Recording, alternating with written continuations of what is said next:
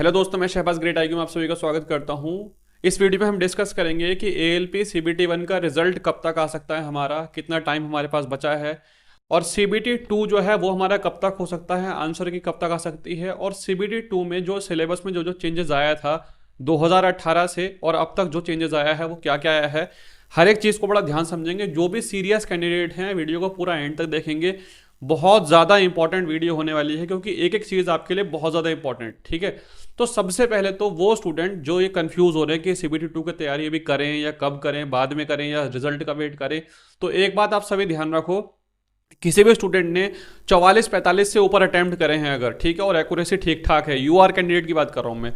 अगर यूआर कैंडिडेट में 44-45 से ऊपर आप लोगों ने अटेम्प्ट करे हैं और एक्यूरेसी आपकी ठीक है, तो बिना कुछ सोचे समझे आप सीबीटी 2 की तैयारी में लग जाओ, ठीक है। बिल्कुल भी टाइम वेस्ट करने के लिए भी टाइम नहीं है, और अपनी अपनी कैटेगरी के हिसाब से आप देख सकते हो, ठीक है। क्योंकि अगर आप किसी भी प्लेटफॉर्म पे जाके देखो, यूट्यूब पे किसी भी चैनल पे जाके देखो, आपको हर जगह यही मिलेगा। नीचे कमेंट में चेक करना, स्टूडेंट हमेशा यही बताएंगे 46 अटैम्प्ट किए, 45 अटैम्प्ट किए, ठीक है। बहुत कम ऐसे स्टूडेंट है जो बोल रहे हैं कि 54 58 अटैम्प्ट किए, नहीं तो 50 से 45 के बीच में ज़्यादातर स्टूडेंट के अटैम्प्ट हैं। तो अगर आपके 44-45 से ऊपर अटैम्प्ट हैं तो वेल एंड गुड है, 45 से ऊपर अटैम्प्ट है, बिना सोचे समझे आप जो है सीबीटी 2 की तैयारी में लग जाओ। सीबीटी 2 आपका सबसे इंपॉर्टेंट है जो आपका सिलेक्शन कराएगा, ठीक है। सीबीटी 2 के बाद आपका साइको होगा जिसमें आपके लगभग 8 गुना जो है कैंडिडेट लिए जाएंगे, उसके बारे में भी डिस्कस करेंगे, हम हर एक चीज़ का डिस्कशन करेंगे। पहले सीबीटी 2 का सिलेबस देखते हैं, तैयारी कैसे करनी है, और फिर हम डिस्कशन करेंगे रिजल्ट कब तक आ सकता है, आंसर की कब तक आ सकती है, सीबीटी 2 में कितना टाइम बचा है। हर एक सवाल का जवाब का जो है इसी वीडियो में हम डिस्कस करेंगे। तो सबसे पहले हम देखते हैं कि जो सीबीटी 2 आपका होगा, इसका जो सिलेबस होगा उसमें आपके 175 क्वेश्चन होंगे, जिसमें आपको 2.5 घंटे का टाइम मिलेगा, ठीक है। पार्ट ए और पार्ट बी, हम यहाँ पे पार्ट बी की ज़्यादा बात नहीं करेंगे क्योंकि पार्ट बी सिर्फ क्वालिफाई है, ट्रेड से रिलेटेड है और क्वालिफाई है, ठीक है। तो और इसमें ज़्यादा किसी को कोई दिक्कत आती भी नहीं, पार्ट बी में ज़्यादा दिक्कत नहीं आती, ट्रेड से रिलेटेड होता है। स्टूडेंट आराम से अगर ठीक ठाक पढ़ने वाला बंदा है तो वो क्वालिफाई कर जाता है। जो सबसे बड़ी दिक्कत है वो है आपकी पार्ट ए में, जिसमें आपके 100 क्वेश्चन आएंगे और 90 मिनट का टाइम मिलेगा, ठीक है। पहले क्या होता था, पहले इसमें 4 सेक्शन आते थे 100 नंबर के, ठीक है। जीके जीएस भी था, basic science and engineering, maths और रीजनिंग। अभी क्या करा इन्होंने, चेंजेस किया है कि जीके जीएस को हटा के बेसिक साइंस और इंजीनियरिंग जो है वो आपका कर दिया है यहाँ पर 50 नंबर का इन्होंने। जो ये थर्ड वाला जो पॉइंट है, अगर आप इसको देखोगे, ये वाला जो पॉइंट है बेसिक साइंस एंड इंजीनियरिंग, ये है आपका 50 मार्क्स का। जो आपका रीजनिंग है ये है आपकी 25 मार्क्स की, और जो आपकी मैथ्स है, मैथ्स वो है आपकी 25 मार्क्स की। इस तरीके से आपका ये 100 नंबर का जो है पार्ट ए बनेगा, ठीक है। और अगर आप बेसिक साइंस एंड इंजीनियरिंग में देखोगे तो आपको सबसे ज़्यादा इंपॉर्टेंट चैप्टर जो दिखेंगे वो सारे फिजिक्स के दिखेंगे यहाँ पे, ठीक है। Work, power, energy, speed and velocity, ठीक है। यहाँ पे देखोगे मैक्सिमम जो है आपको इलेक्ट्रिसिटी, ये ज़्यादातर जो है आपके फिजिक्स के चैप्टर हैं, और उसके साथ साथ इसमें आपकी क्या है, बेसिक साइंस एंड इंजीनियरिंग। तो सबसे पहले तो अगर आप इसकी तैयारी कर रहे हैं तो इसके लिए आप याद रखोगे कि तैयारी के लिए आपको किरण पब्लिकेशन की इन बुक को फॉलो कर सकते हैं। रीजनिंग के लिए और मैथ्स के लिए ले सकते हैं, इसमें 255 सेट हैं। रेलवे के जितने भी मैथ्स के क्वेश्चन आपके आए हैं, जितने भी, ठीक है, चाहे वो एनटीपीसी के हो, चाहे ग्रुप डी के हो, चाहे एएलपी के, आरपीएफ के, सभी के सभी जो है इसमें अवेलेबल है। साथ में बेसिक साइंस एंड इंजीनियरिंग के लिए ये वाली बुक जो है किरण पब्लिकेशन की बेस्ट है। इसमें आपको सारे के सारे चैप्टर वाइज डिटेल मिल जाएगी, उसके साथ साथ एमसीक्यू के क्वेश्चन भी मिल जाएंगे, और साथ में प्रीवियस ईयर के भी मिल जाएंगे।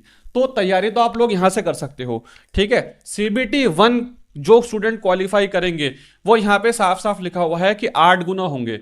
तो लगभग जो है आप कह सकते हो कि 1.5 लाख के आसपास स्टूडेंट जो है वो क्वालिफाई करेंगे, किसके लिए, साइको के लिए, ठीक है। सी बैट जो होता है जिसको हम साइको बोलते हैं। तो ये सीबीटी 1 है आपका, उसको क्वालिफाई करने के बाद सीबीटी 2 में आपके 2,80,000 स्टूडेंट होंगे, और 2,80,000 में से आपके 1,50,000 के आसपास स्टूडेंट जो है वो क्वालिफाई करेंगे, वो आपके साइको के लिए, ठीक है। सिलेबस आप लोगों ने देख लिया कि कितना ज़्यादा इंपॉर्टेंट है आप लोगों का। सिलेबस के बाद आप लोगों ने ये देख लिया कि आपको तैयारी कहाँ से करनी है, कि अब हम डिस्कस करेंगे कि आंसर की कब तक आ सकती है, रिजल्ट आने में कितना टाइम है, प्रिपरेशन के लिए कितना टाइम है, और किस तरीके से हमें स्ट्रेटजी रखनी है, ठीक। सिलेबस के बारे में हम डिस्कशन कर लिया, अब हम थोड़ा सा डिस्कशन करेंगे यहाँ पे अपने आगे के जो प्रोसेस है उसकी, ठीक है। ठीक है, सबसे पहले हम बात करेंगे कि आंसर की जो होती है वो आंसर की कब तक आ सकती है, ठीक है। तो जैसे कि नॉर्मली अभी पैटर्न देखने को मिला है, तो आंसर की जो है आपकी वो 7 से 10 दिन लेती है। यानी आप कह सकते हो कि अगले 7 से 10 दिन में, 7 से 10 दिसंबर के बीच में आपकी आंसर की जो है आपको देखने को मिल जाएगी। जल्दी भी देखने को मिल सकती है, 1-2 दिन नीचे ऊपर हो सकता है, मगर नॉर्मली जो पैटर्न देखने को मिला है अभी तक वो 1 हफ्ते के अंदर अंदर आपकी आंसर की आ जाती है। अब हम बात करेंगे कि आपकी जो रिजल्ट है वो रिजल्ट कब तक आ सकता है। तो रिजल्ट के चांस आपके दिसंबर एंड में है, दिसंबर एंड, ठीक है, या फिर आपका जनवरी की स्टार्टिंग में, जैन की स्टार्टिंग में या आपके रिजल्ट आने के चांसेस हैं। जनवरी के फर्स्ट वीक में, नए साल में आपको एक तोहफा मिल सकता है, ठीक है, या फिर दिसंबर के एंड तक आपको रिजल्ट देखने को मिल जाएगा। मगर अगर एग्जाम की बात करते हैं कि सीबीटी जो आपका 2 होगा वो कब तक हो सकता है, तो अगर रेलवे के पैटर्न को देखें और रेलवे में जो एग्जाम करा रहा है उस हिसाब से अगर देखते हैं तो फरवरी एंड या फिर मार्च में, ठीक है, मुझे नहीं लगता कि फरवरी में, मुझे लगता है कि मार्च के आसपास, ठीक है, मार्च के स्टार्टिंग में। तो अगर अभी से दिन लगाना स्टार्ट करते हैं सीबीटी 2 के लिए, आपके पास कितने दिन हैं, तो हम ये कह सकते हैं कि अप्रोक्सीमेटली आपके पास 100 डेज अवेलेबल है, ठीक है, 100 डेज तो अवेलेबल हैं आपके पास सीबीटी 2 के लिए, क्योंकि इससे पहले रेलवे के बाकी सारे एग्जाम हैं और पैटर्न कुछ इस तरीके से बना हुआ है कि आरपीएफ टेक्नीशियन, ठीक है, इसके बाद जो नंबर ग्रुप इसका जो आएगा आपका नंबर सीबीटी 2 का, वो आपका फरवरी एंड या फिर मार्च में आएगा। तो लगभग हम कह सकते हैं कि अभी हमारे पास 90 से 100 दिन अवेलेबल हैं और 90 से 100 दिन में हमें सिर्फ और सिर्फ अपनी तैयारी करनी है, प्रैक्टिस इस तरीके से करनी है कि पार्ट ए में मैक्सिमम से मैक्सिमम नंबर ला पाएँ, ठीक है, क्योंकि पार्ट ए जो है हमारा सीबीटी 2 का वो एक ऐसा पोर्शन है कि अगर उसको हमने ढंग से कवर कर लिया, उसमें ज़्यादा मार्क्स हासिल कर लिए, तो हमारे जो सिलेक्शन के चांस हैं वो काफ़ी ज़्यादा बढ़ जाएंगे, ठीक है। नॉर्मलाइजेशन आपका सीबीटी 2 में भी रहेगा, मगर क्योंकि शिफ्ट कम होंगी तो ज़्यादा फर्क कोई पड़ेगा नहीं इतना ज़्यादा नॉर्मलाइजेशन का। जब बहुत सारी शिफ्टें होती थी, जैसे ग्रुप डी में हुआ था 2018 में, बहुत सारी शिफ्ट हुई थी, तो नॉर्मलाइजेशन का बहुत ज़्यादा फर्क पड़ा था। मगर जब बहुत कम शिफ्ट होती है तो कोई इतना ज़्यादा फर्क पड़ता नहीं है, ठीक है। तो इस चीज़ को आप लोग ध्यान रखेंगे। टाइम आपके पास अवेलेबल है, 100 डेज के आसपास अवेलेबल हैं। बिना किसी देरी के आप लोग अपनी जो है तैयारी को स्टार्ट कर दें, फिजिक्स को जो है स्ट्रॉन्ग कर लें, ठीक है, क्योंकि बेसिक साइंस और इंजीनियरिंग ड्राइंग वाला जो पोर्शन है वो आपका सबसे इंपॉर्टेंट है।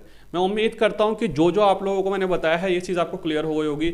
अगर इससे रिलेटेड कोई और सवाल, कोई और दिक्कत है तो कमेंट कर सकते हैं। ज़्यादा परेशान ना हो, जो भी स्टूडेंट अटैम्प्ट करके आए हैं 40, 44, 45, ठीक है, आप लोग पढ़ाई पर ज़्यादा ध्यान दीजिए, ठीक, क्योंकि सभी जगह आप देखोगे तो सबके लगभग अटैम्प्ट जो हैं वो इतने ही हैं, ठीक। तो मिलते हैं नेक्स्ट वीडियो में, तब तक के लिए bye, all the best, take care.